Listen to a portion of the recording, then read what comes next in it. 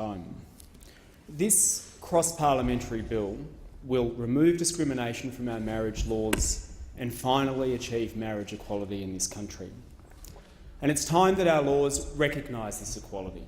It's time that our Parliament finally says to every Australian, to every LGBTIQ Australian, that they and their love are equal. It's time that we end discrimination and promote acceptance, love and equality for all. I say today that we worked together for marriage equality in the last Parliament, and now we can do it again. And we find ourselves in a fortunate situation where, probably for the first time ever, if a free vote on marriage equality were held in this room now, a bill would pass. We have the prospect of making marriage equality a reality without the need for taxpayer-funded hate speech, which will be an inevitable consequence of the plebiscite.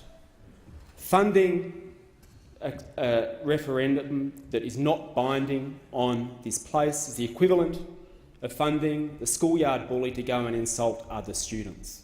It's not only unnecessary, but it is hateful and hurtful.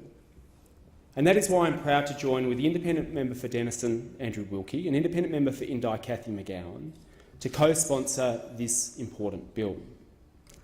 In the last Parliament, 7 members of this place from across the political spectrum co-sponsored this very same bill. Along with myself and these 2 independents, we had Liberal backbenchers, a member for Leichhardt and the then member for Brisbane. We had the Labor member for Griffith and then member for Werriwa. The fact that we work together across the divide to progress marriage equality shows that love is love is love. That the love, bond and depth of a partnership between 2 people is equal, regardless of their genders.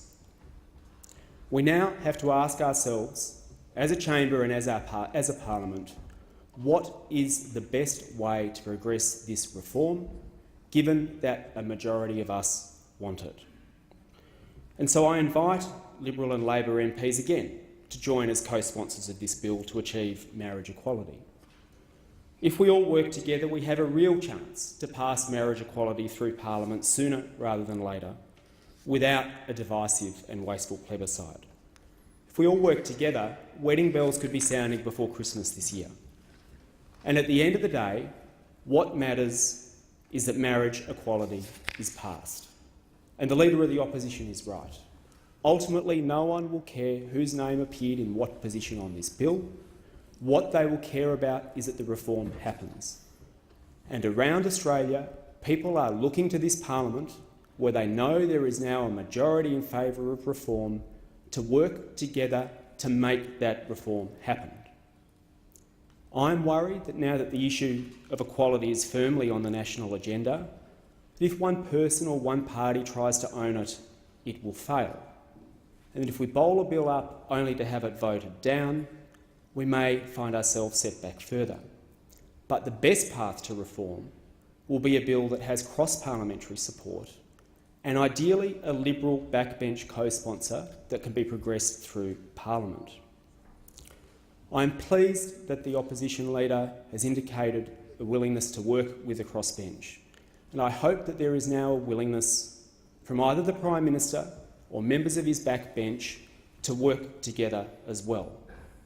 Instead of 2 bills proceeding, if we can all unify as co-sponsors of one cross-parliamentary bill, or even get behind a government bill, it can become law.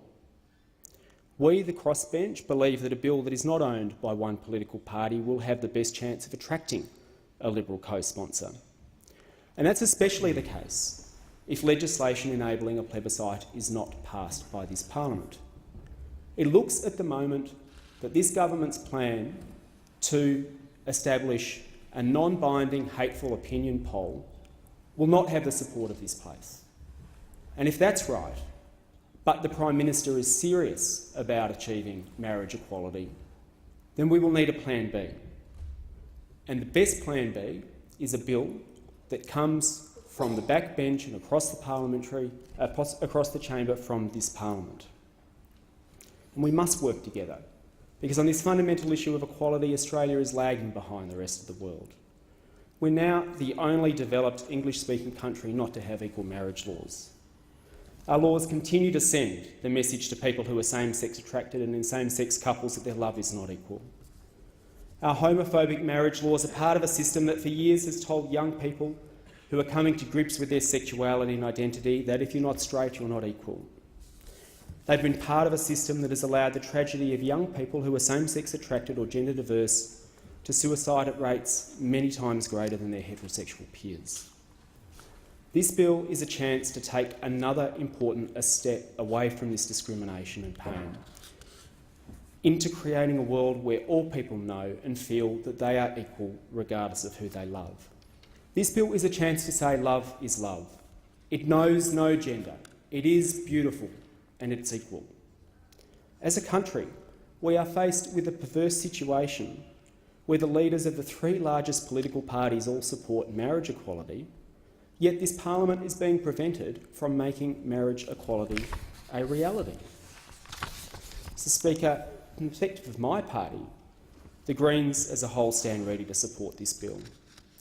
We have long stood up for the rights of same-sex attracted and gender diverse peoples and couples. I'm proud to have introduced the first ever bill to achieve marriage equality into the House of Representatives in 2012. Sadly, that was not passed because it did not get the unanimous support of either of the old parties.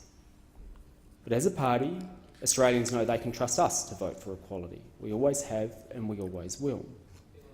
But the delays and loving couples that are being forced on loving people across the country have reached a point where it is no longer tolerable.